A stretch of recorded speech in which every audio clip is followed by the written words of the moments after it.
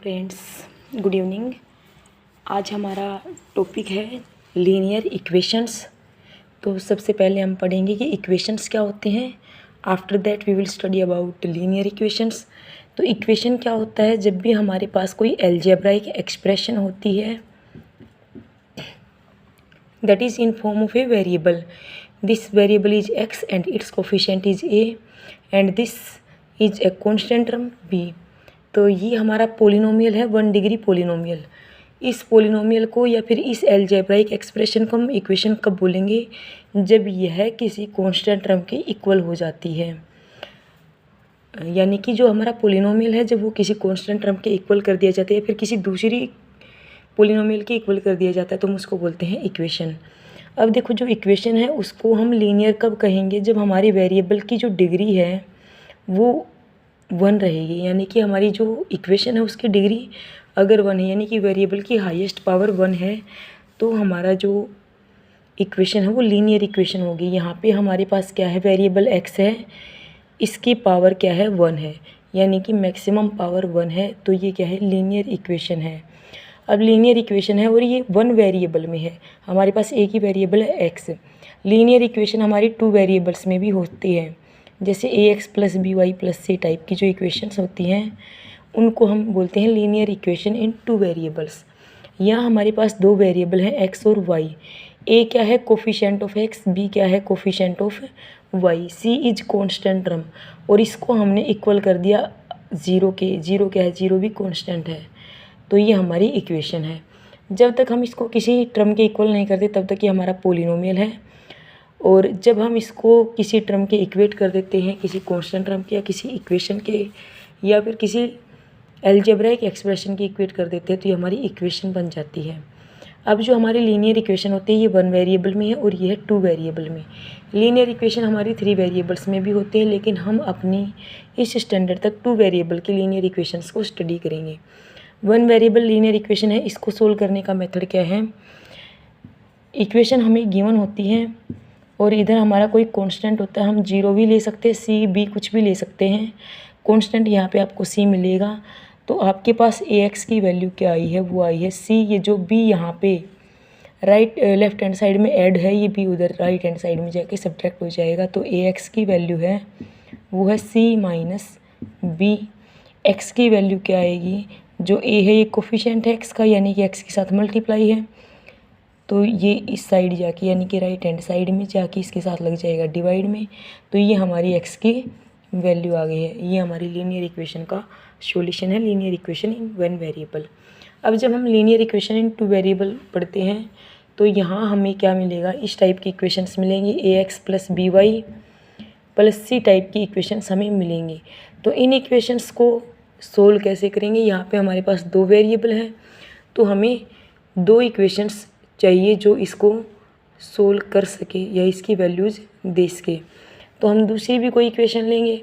मान लो हमारी इक्वेशन है p x plus q y plus r type की, ये भी हमारी 0 के इक्वल है। तो इन दोनों इक्वेशंस की हेल्प से हम एक्स और वाई की वैल्यू निकाल लेंगे। जितने हमारे पास वेरिएबल्स हैं उतने ही हमारे पास इक्वेशंस होनी चाहिए, तभी हमें वेरिएबल की अलग अलग से वैल्यूज़ मिलेंगी। अब यहाँ पे हमारे पास क्या है? इक्वेशन के कितने सॉल्यूशंस मिलेंगे या एक्स वाई की कितनी वैल्यूज़ मिलेंगी, वो हमें कुछ टर्म्स या कंडीशंस दी जाती हैं, उनके ऊपर डिपेंड करती हैं। ये आपकी लीनियर इक्वेशन है, 2 वेरिएबल में लीनियर इक्वेशन है। अब क्या होता है कि आपके पास ये हमारा इक्वेशन है गिवन, और इन दोनों इक्वेशंस की हेल्प से हम अपने एक्स वाई यानी कि वेरिएबल्स की वैल्यू निकालेंगे। तो हमें अपनी वेरिएबल की वैल्यू निकालने के लिए सबसे पहले क्या करना होगा? सबसे पहले हम ये देखेंगे कि हमारी जो दोनों इक्वेशन हैं वो किस टाइप की इक्वेशन है। इक्वेशन कैसी हो सकती हैं? इक्वेशन यानी कि लीनियर इक्वेशन का मतलब है किसी लाइन की इक्वेशंस है। लाइन की इक्वेशन है तो ये 2 इक्वेशंस हो गए, यानी कि 2 लाइन्स की इक्वेशन है। दोनों लाइन डिफरेंट हैं या सिमिलर हैं या फिर पैरेलल हैं या फिर एक दूसरे को इंटरसेक्ट कर रही है। ये चीज़ें हमें सबसे पहले जाननी होंगी, तभी हम इनका सॉल्यूशन निकाल सकते हैं। तो हमारे पास x है, इसका कोफिशिएंट यहाँ पे a है, y का कोफिशिएंट b है और यहाँ पे कांस्टेंट टर्म c है। यहाँ हमारा जो x है उसका कोफिशिएंट p है, y का कोफिशिएंट q है और r क्या है, हमारी कांस्टेंट टर्म है। इन दोनों इक्वेशंस की हेल्प से हम क्या करेंगे, अपनी लीनियर इक्वेशंस का सॉल्यूशन निकालेंगे। तो सबसे पहले हम क्या करते हैं, सबसे पहले हम देखेंगे कि हमारी इक्वेशंस किस टाइप की हैं। हम यहाँ कंपैरिजन करते हैं किसका, कोफिशिएंट्स का। तो x का कोफिशिएंट हम देखेंगे, x का कोफिशिएंट हमारे पास a है और इस इक्वेशन में x का कोफिशिएंट है p, यानी कि x के कोफिशिएंट्स का रेशियो अगर इक्वल है y के कोफिशिएंट्स के रेशियो के और वो भी इक्वल है कांस्टेंट टर्म्स के रेशियो के। x के टर्म्स का कोफिशिएंट देखना है, y का कोफिशिएंट देखना है और कांस्टेंट टर्म्स का रेशियो आपको देखना है।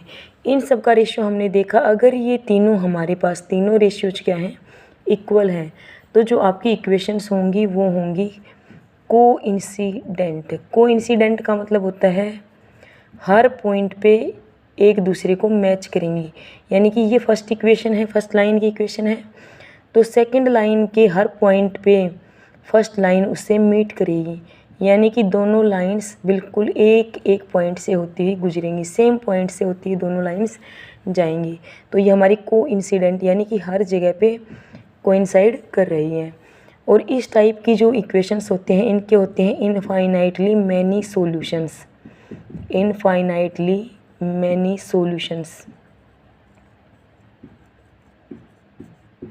यानी कि जितनी हम x की वैल्यूज़ कंसीडर करेंगे उतनी ही हमें y की डिफरेंट वैल्यूज़ मिलती चली जाएंगी। अब हमारे पास दूसरा होता है कि मान लो x के कोफिशिएंट्स का रेशियो इक्वल है y के कोफिशिएंट्स के रेशियो के, पर कांस्टेंट टर्म्स के रेशियो के इक्वल नहीं है। तो ये जो हमारी इक्वेशन है लीनियर इक्वेशन, ये दोनों लीनियर इक्वेशन होंगी पैरेलल लाइंस की, यानी कि दोनों लाइंस कहीं भी टच नहीं करेंगी। और जब दोनों लाइन ही टच नहीं करेंगी तो आपको कहीं भी इनका सॉल्यूशन भी नहीं मिलेगा, यानी कि नो सॉल्यूशन। और थर्ड हमारी कंडीशन है कि हमारा जो x के कोफिशिएंट्स का रेशियो है वो इक्वल नहीं है y के कोफिशिएंट्स के रेशियो के। तो हमारी जो इक्वेशंस हैं वो है हमारी इंटरसेक्टिंग लाइंस, इस टाइप से कट करती हुई लाइन, यानी कि एक दूसरे को इंटरसेक्ट करेंगी और एक ही पॉइंट पे इंटरसेक्ट करेंगे और यहाँ पे इनके सॉल्यूशन एग्जिस्ट करेंगे। Thanks for watching my videos.